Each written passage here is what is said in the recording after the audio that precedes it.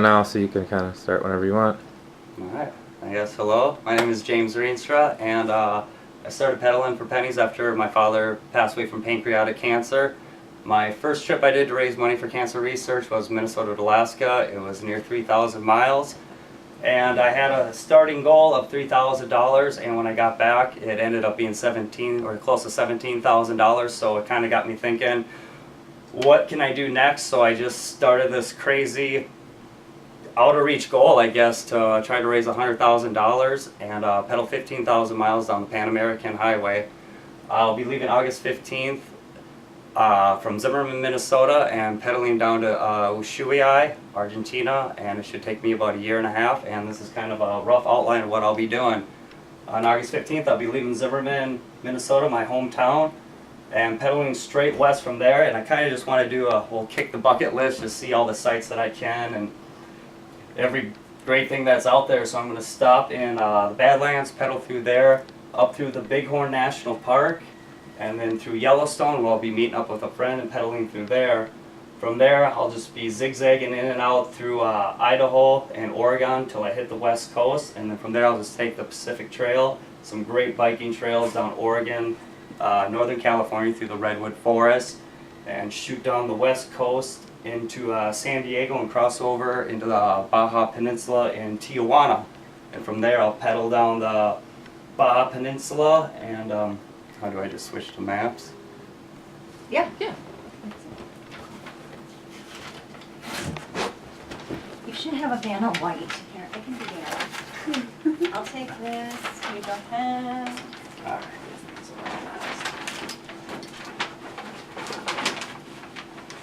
Are we going to use this again? Oh, that's fine. You can just keep it on there. Yeah, I was thinking about getting one big massive map, but these things are so expensive.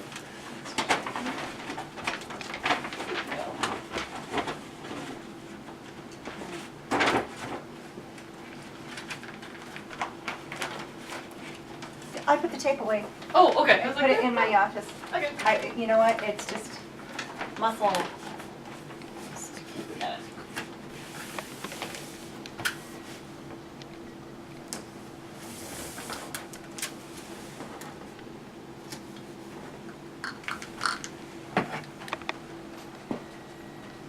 Alright, then from Tijuana, I'm just gonna pedal down the Baja Peninsula all the way down to La Paz, and then from there I'll be taking a ferry from La Paz to Mazatlan, and then pedaling down the west coast through the main central part of Mexico until I hit Central America, and in Central America I'll hit El Salvador, Honduras, Nicaragua, Costa Rica, and Panama. And I got one of those maps. And I don't know what. Wish we could. It would be easy if we had everything. But I just don't know. It's okay for me.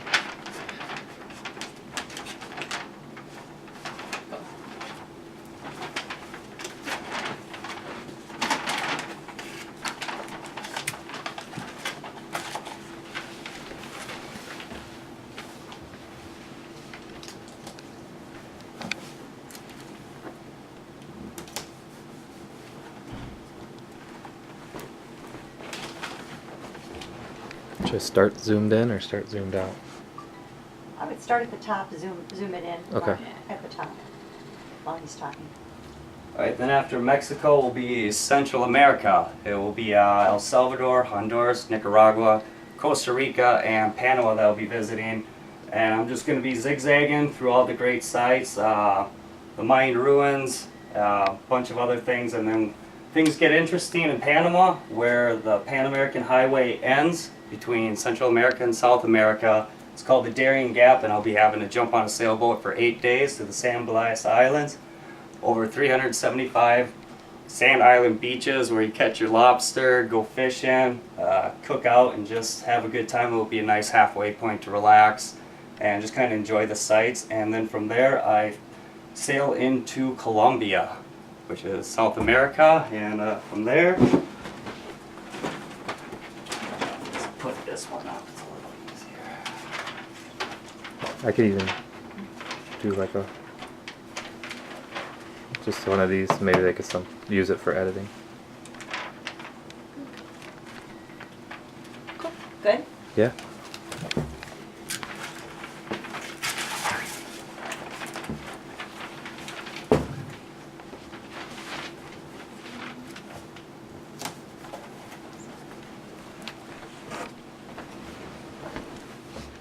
Alright, then I'll be taking off from Panama into on the sailboat into Cartagena, Colombia, and that's where things kind of get interesting.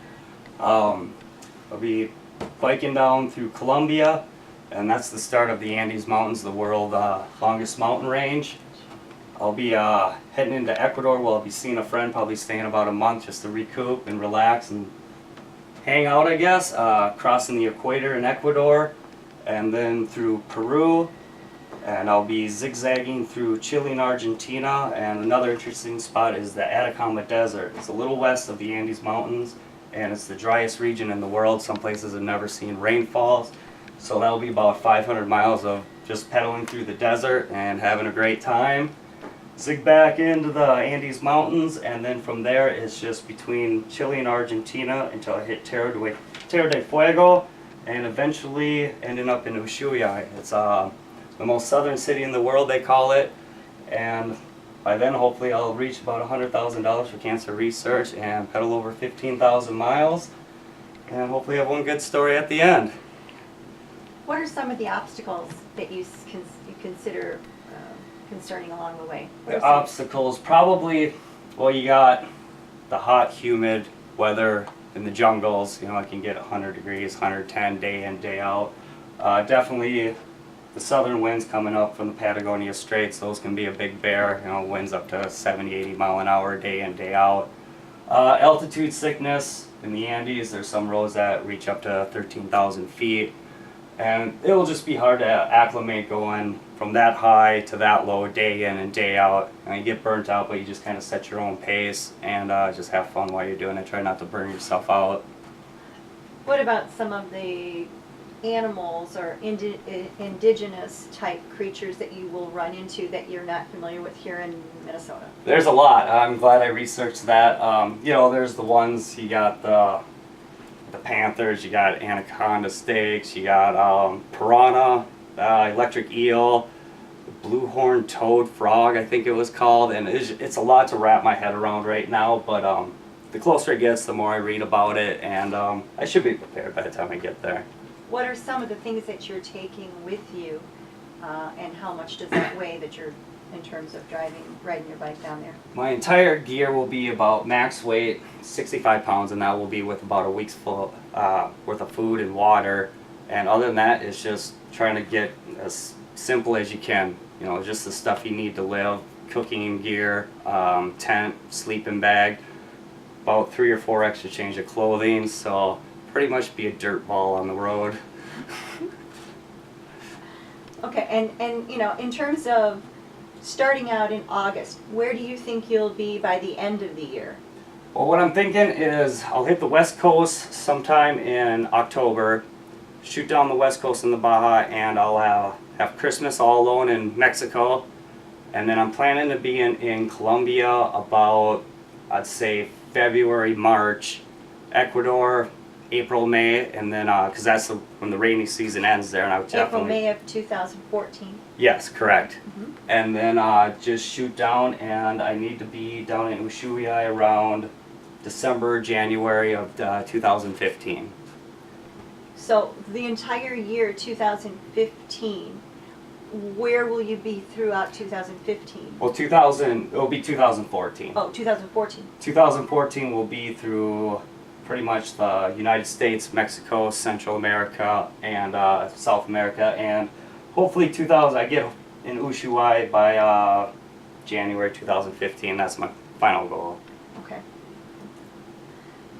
What are you having people ride with you along the way? There will be. I have one friend going with me through Yellowstone. He'll be. Sorry, try that again. He'll be flying in and pedaling with me for about a week through Yellowstone, and then once I hit Oregon, I'll have my old buddy Jonah. He did a little bit of Minnesota, Alaska with me. He'll be taking off with me for about a week or two, probably to the Northern California, and then from there it's just solo or just other bikers that I meet up with and pedal along. Have you talked to anybody else that's doing this about the same time you are? Not the same time, but I have some friends that are doing it right now, and they're in Peru, and they're having the time of their lives. Okay. What will you be bringing with you to communicate back home? I will have my phone up until I reach Mexico, and then once I reach Mexico, the phone goes, and then I'll just have my little laptop to pretty much write the blog on pedalingforpennies.info when I have internet service is available. You know, it's going to be sketchy here and there, but I'll try to blog as much as I can, let people know how I'm doing and what I'm going through. Will you be able to write back to folks that have questions, a Q&A along the way? I mean, is that something that's possible? It's possible. I just don't know when I'm going to get to them and all that, but I'll definitely try if anyone has any questions or need any feedback about something. I'd love to help out in any way possible. And how can people donate? How can they get involved to donate? They can go to pedalingforpennies.info and just hit the donate button. That's up, or they can go to the Randy Shaver website, and I think that's up, isn't it? No, we can't do that one. I'll tell you about that. Oh, okay. Yeah. And yeah, just go to the website, and all the information's up there on how to do it, and my goal, what I've been going through, is all up on the website. Awesome. I think that was awesome. Mm-hmm. I think Okay. you could edit that. That would be awesome. Yep. Anything else you can think of? Any random? No. Can you think of anything more? No. Can you think of anything, Oh, Shane? I think. I tried to ask as many Yeah. questions I was gonna as say. I think you asked a lot of really good questions. Talked about time. Yeah. I think the things that people, the bullet points we asked, that people Mhm. would be interested in. Although I think Q&A along the way would be kind of cool. That's a cool idea. Yeah. I mean, Q&A along the way would be cool. It's just Like if someone. how much time would you ever have to do that? You know? Mhm. But it would be super cool. What would be nice, I was thinking for what would be next year's fundraiser. I'll be somewhere in Lima, Peru, I think, and maybe we can do a Skype setup, or if That'd you be amazing. that's Oh, for something sure. Absolutely. you guys be interested in. Absolutely. So then let's talk about, we can shut off.